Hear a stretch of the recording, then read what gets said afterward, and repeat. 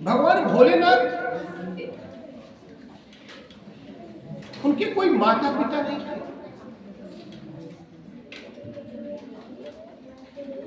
जब भगवान भोलेनाथ की शादी हो रही थी तो विवाह में पूछा जाता है कि आपके माता पिता कौन है, उनका नाम बताइए। तो उस समय भगवान भोलेनाथ आसमान की तरफ देखने लगे, क्योंकि वो तो अनादि है, अजन्मा है, उनका कोई जन्म ही नहीं हुआ। वो तो सीधे सीधे प्रकट हुए। इसलिए वो स्वयंभू कहलाते हैं। भगवान भोलेनाथ स्वयंभू कहलाते हैं।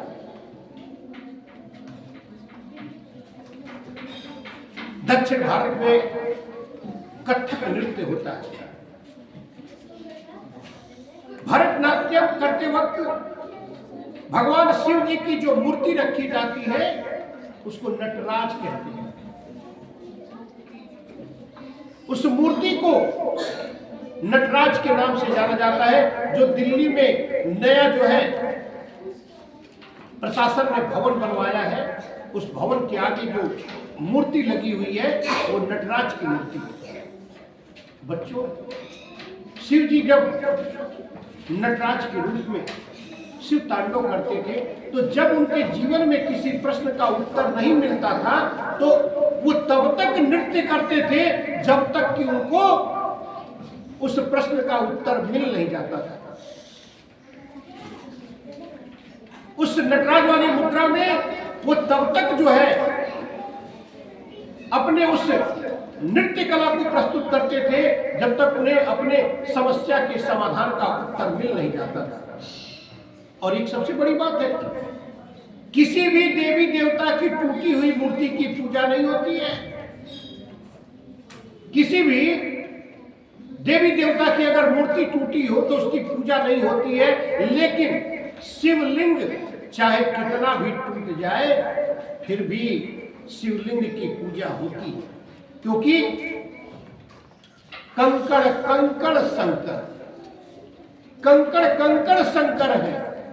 इसलिए अगर कहीं शिव जी का शिवलिंग टूटा हुआ भी दिखे तो वहां पर ये मत सोचना कि पूजा नहीं होता है। वहां पर हाथ जोड़ना और बोलना कि ओम नमः पार्वती पतयो काल हर कष्ट हर दुख हर दरिद्र हर रोग हर हर हर महादेव, ये बोल देना चाहिए। उसके बाद शांत रहना चाहिए। हम शिवरात्रि इसलिए मनाते हैं क्योंकि इस दिन शंकर और पार्वती जी का विवाह हुआ है, इसलिए शिवरात्रि मनाया जाता है। शिवरात्रि के दिन ये शंकर जी के और पार्वती जी के विवाह का पूरा चर्चा होगा, ठीक ना, और फिर चर्चा भी होगा। और उस दिन जो शंकर जी को अर्पित होता है उसको प्रसाद भी ग्रहण किया जाता है। और एक और सबसे महत्वपूर्ण बात जान लो, भगवान शिव जी, शंकर भगवान की एक बहन भी थी। शंकर भगवान की एक बहन थी, जिस तरह से श्री रामचंद्र जी की एक बहन थी शांता, उसी तरह से शंकर जी की भी एक भगवान थी। अब यह प्रश्न उठता है कि जब माता पिता नहीं थे तो शंकर जी की बहन कहां से आ गई? ये प्रश्न आएगा मन में कि शंकर जी की बहन कहां से आ गई? तो पार्वती जी शंकर जी से बहुत जिद की और बोली कि हे प्रभु, हे भोलेनाथ, हे वृषकेतु, हमारी कोई ननद नहीं है और ननद के बिना हमको जो है ठिठोली करना नहीं आता है। ननद रहती है तो ननद और भौजाई में ठिठोली होता रहता है, हंसी मजाक होता रहता है, थोड़ा सा हम लोग बात करते रहते हैं। तो आपकी कोई बहन नहीं है, हमको एक ननद चाहिए। बड़ी अनुनय विनय करती है तो भगवान भोलेनाथ अपनी माया से अपनी बहन का निर्माण किए। भगवान भोलेनाथ अपनी माया से अपनी बहन का निर्माण किए हैं और उस बहन का नाम अमावरी था। क्या था? अमावरी। शंकर जी के बहन का नाम था अमावरी नाम था। और भगवान शिव जी और भगवान पार्वती, माता पार्वती, इनके जो पहले पुत्र थे वो देवताओं के सेना नायक कार्तिकेय जी, और दूसरे जो पुत्र थे वो माता पार्वती जी उबटन लगा रही थी। उसी उबटन से जो मैल निकला तो उसी से उन्होंने गणेश जी को पैदा कर दिया। अच्छा देखो बच्चों, कभी कभी कुछ दार्शनिक लोग ये बात कह देते हैं कि बड़ी अजीबोगरीब बात है कि क्या कोई जो है उबटन के मैल से पैदा हो सकता है। तो ऐसे लोगों को आज के विज्ञान के तौर पर यह जवाब दिया जा सकता है कि भैया शरीर के जो डीएनए है वो शरीर के डीएनए से वो जीवन के तत्व को निकाल करके और उससे जीवन का निर्माण किया जा रहा है। शिशु परख नली में हमारे शरीर के तत्वों को ही निकाल करके और उससे जीवन तत्व का तैयार किया जाता है। तो अगर उस समय माता पार्वती जी एक वैज्ञानिक के तौर पर अपने ही शरीर से निकले हुए तत्व से अगर उन्होंने एक पुत्र का निर्माण कर दिया तो कोई आश्चर्य की बात नहीं है। थोड़ा विज्ञान इस समय अभी बच्चा अवस्था में है, इसलिए उस समय के विज्ञान को अभी समझ नहीं पाता। लेकिन व्यक्ति के शरीर से तत्व को निकाल करके जीव तत्व का निर्माण किया जा सकता है। ये आज विज्ञान भी इसको मान्यता दे चुका है। तो हमारे ग्रंथों में अगर लिखा हुआ है कि माता पार्वती जी ने अपने शरीर के तत्व से गणेश जी को जन्म दिया तो इसमें कोई गलत बात नहीं है। और भगवान शिव जी ने गणेश जी का सिर सिर्फ इसलिए काट दिया कि उन्होंने अपनी माता के वचन के लिए उनको अंदर जाने से मना कर दिया। लेकिन उसके बाद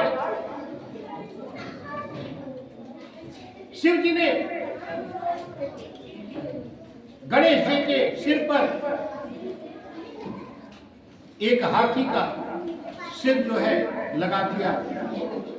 जाहिर सी बात है कि हमारे सबसे वैद्यों के वैद्य, महावैद्य, महासर्जन भगवान भोलेनाथ, जो उस समय उन्होंने अपने पुत्र का सर्जरी किया और सर्जरी करके उनके सिर पर एक जो है हाथी का सिर लगा दिया। तो अभी हमारा आज का विज्ञान वहां तक नहीं पहुंचा। आज का विज्ञान अभी वहां तक नहीं जानता। और सबसे महत्वपूर्ण बात बच्चों कि भोले बाबा ने तांडव करने के बाद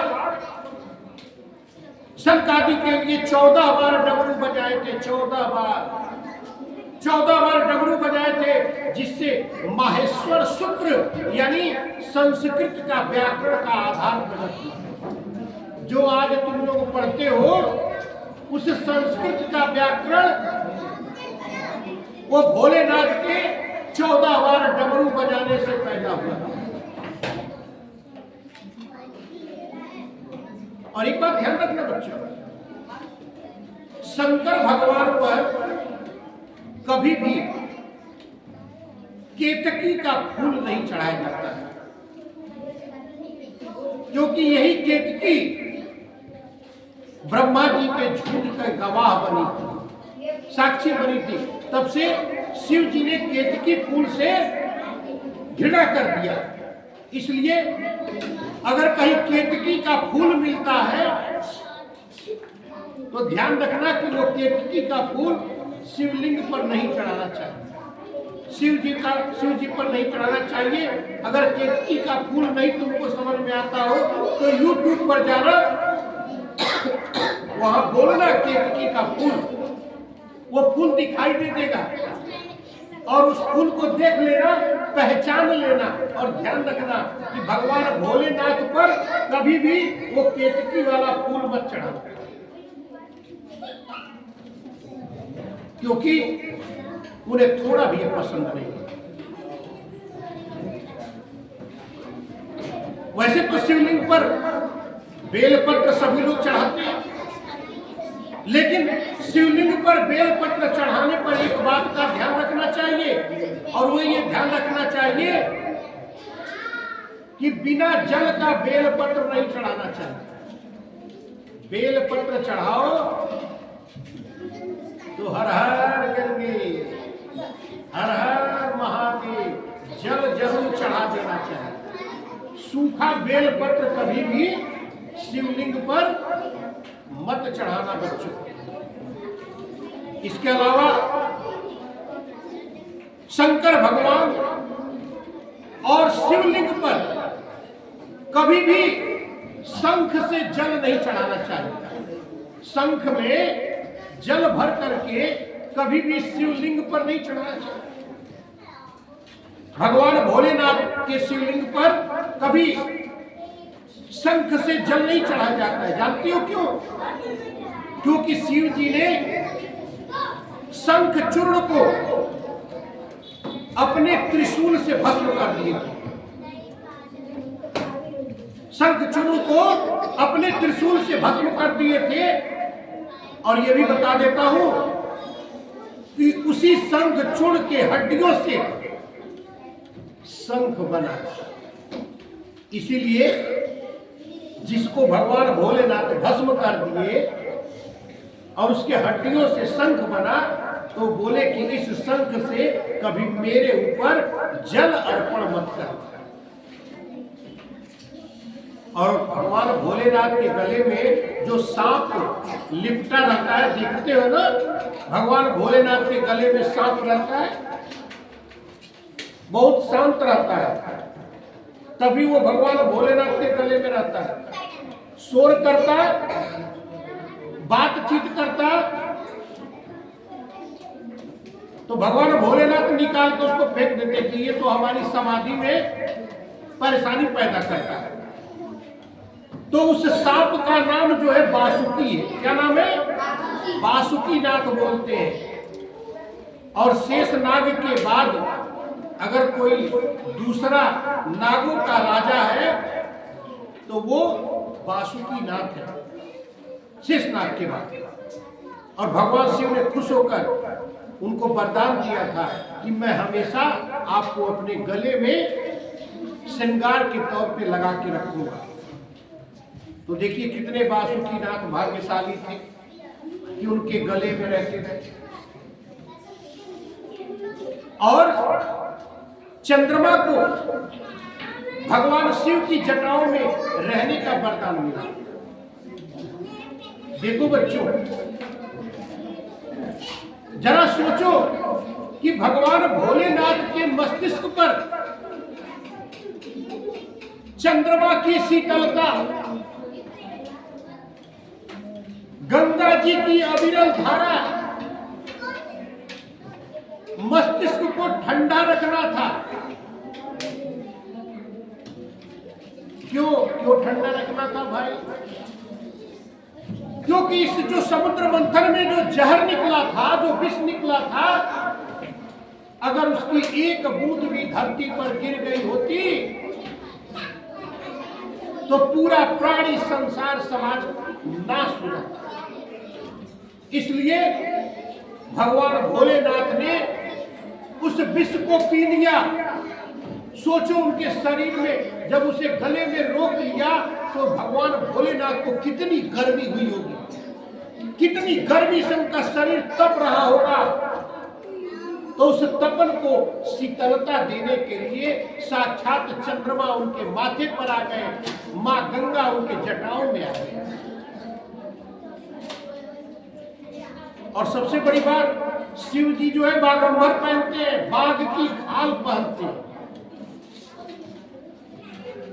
भगवान भोलेनाथ बाघ की खाल पहनते हैं, और जिस बाघ की वो खाल पहनते हैं वो किसी ने दिया नहीं, उन्होंने उस बाघ का खुद शिकार किया। उस बाघ का शिकार करके और उसके बागंबर को लेकर के और उन्होंने अपना कौपीन बनाया पहनने के लिए। उसी बाघ को जिसको उन्होंने मारा था, उसी का जो है बाघ का जो छाल है बागंबर उसको पहनते हैं। और देखो बच्चों, एक तो देखी होगी कि किसी भी मंदिर में जब तुम भोलेनाथ के मंदिर में जाते हो तो बाहर नंदी जी रहते हैं ना। ये नंदी जी भगवान शंकर जी का वाहन है, और जितने भी पार्षद और गण हैं हम भगवान शंकर जी के, उनमें सबसे पहला अगर किसी का स्थान आता है तो वो नंदी जी का आता है। नंदी जी के बारे में मैं कितना बताऊं, बस इतना जान लो कि शिलाद ऋषि थे। शिलाद ऋषि को वरदान प्राप्त हुआ पुत्र का। उन्हें एक पुत्र हुआ, और उस पुत्र ने जब कठोर तपस्या किया तो कठोर तपस्या भगवान भोलेनाथ के किए, तो भगवान भोलेनाथ उनको अपना गण के रूप में नंदी बना लिया, अपनी सवारी बना ली। तो नंदी जी जो है वो शिलाद ऋषि के